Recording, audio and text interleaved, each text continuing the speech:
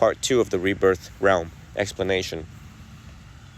Then you look at me, your teacher, about the rebirth realm, and it's like the teacher just gave 2 examples of Generation Zs and Alphas wanting to become monks, are so deep into the Dhamma.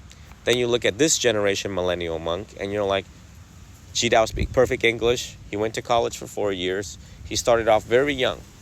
Everything he did at a very young age. Able to drive at like 10 years old. Drove a car at like 10 years old.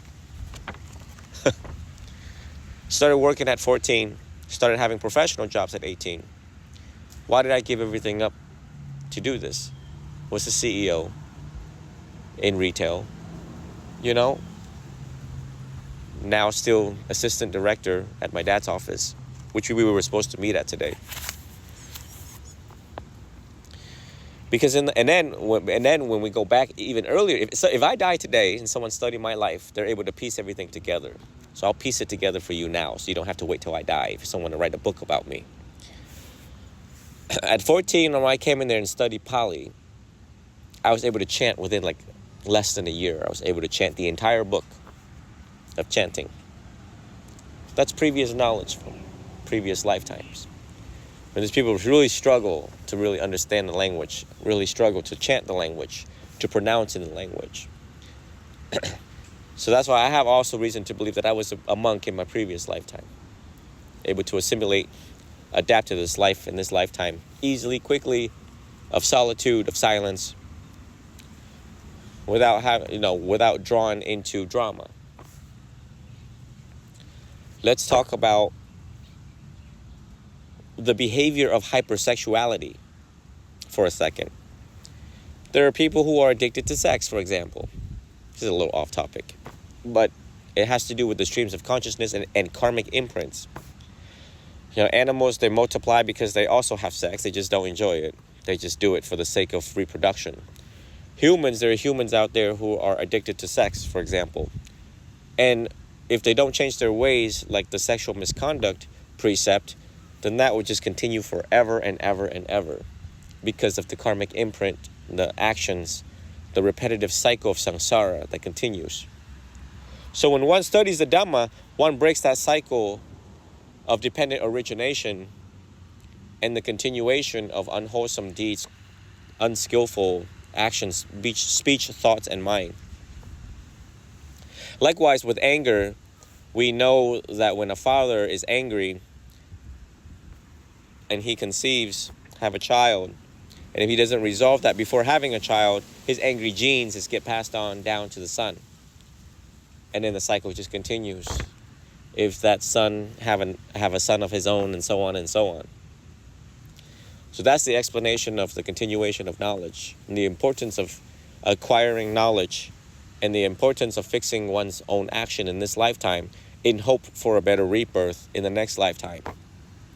Now, quite frankly, how serious should we take that? Well, there's 2 views on this. If we attach onto this view, we'll always be worried about what we're going to become. I don't attach onto this view because who cares if I become an animal? Because I know if I become an animal, I'm not going to become an animal long. But how do I know that? Well, in this lifetime, I got to experience physical pain just like everyone else. And disease just like everyone else. Cold, flu, sore throat. Those are diseases. And I never suffered long. I never suffered long. My grandma had a good, noble death. A painless death is a good, noble death. A quick death is a noble death. My mother died a noble death. They were Buddhist. I'm Buddhist. I've had many more good fortunes than bad fortunes. So things that happen onto a person, that is the body of evidence. That's what we call it, body of evidence. No different than studying forensic science, right? You find a dead body and you're like, well, we need to start from here. And we don't know who the killer is and where the murder weapon is. So let's start with the body of evidence here. So the practice of the Dhamma relies on the body of evidence to oneself. How I suffer today gives me clues of how I was in the past, what I did in the past to other people. If I'm continuing to suffer, it's because I have so much karmic debts that I have to work on. Now, who understands this? People in Thailand, especially the women in Thailand. How do we know they understand this? Simple. They go to the monastery and just take off every jewelry they ever own and have and give to the monastery because they understand karma. Because they see their suffering and they're like, I don't want to suffer anymore. And right now I'm not capable of understanding the Dhamma. But I'm doing what the Buddha told me to do, is give more and take less and give to the wise. And that's what they do. That's why Thailand is the way that Thailand is. Does a person have the right to reject this notion? Sure. You don't have to give anything.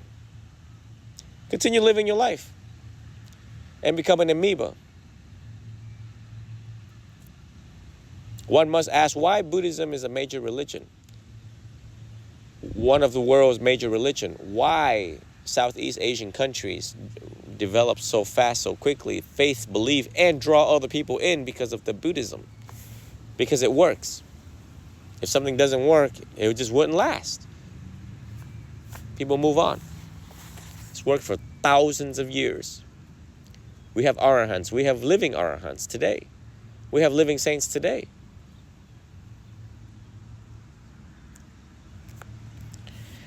So, the rebirth realm is complicated, and I'm trying to simplify it as much as I can for the Western American students and elsewhere. And it is I that have studied this the most and extensively. And the hungry ghost realm is real. The ghosts are real. The ghosts are here.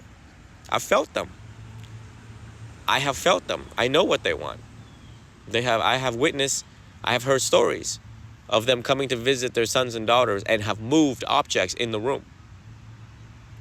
We have evidence of that on social media. It's like, how could you deny that? Things just moved. You better start researching it now before AI jumps in there and start manipulating things. But I felt it. Don't become a hungry ghost. If you have attachment, then you become a hungry ghost. If you have ignorance and attachment, you become a hungry ghost for a very, very long time. Hundreds of years. And perhaps even thousands of years. It's terrible. To be a ghost that's hungry. Insatiable thirst cannot be quenched. And to fly around pissed off. They're pissed to no end. They're so pissed they chase me away from certain hallways. Perhaps I have some sort of nobleness to me, the ability to feel that, to know that, while others can't. Perhaps not even my own mother, who gave birth to me. Because when she worked for Dr. Angela Myers in that hallway, oh, I felt that ghost in there. Right? And every ghost that I felt in each home, there was death.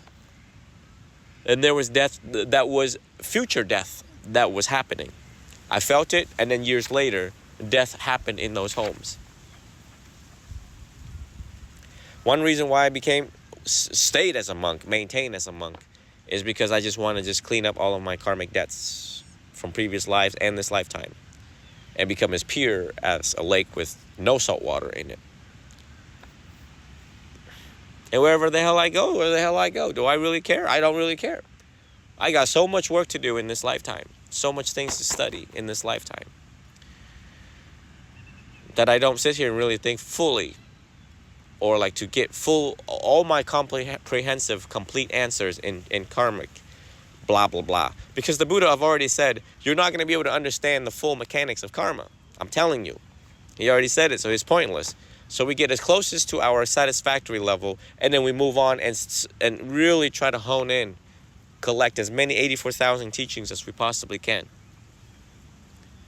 And not stop on one. It's really easy for a student to stop on one and analyze one a little too long, a little too deep, unnecessarily. That's why the teacher's there to tell you, you've been doing this a little too long, a little too deep, unnecessarily. I will tell you what is necessary and what is not necessary. That's what, it's just like a kid that's stuck on one movement in martial arts and it's like, well, that's not, we don't really use that. It's case for emergencies. Let's move on to things that are more practical. More realistic. Right. Direct and redirect in knowledge. Direct and redirect in movements. Same thing. Practicality.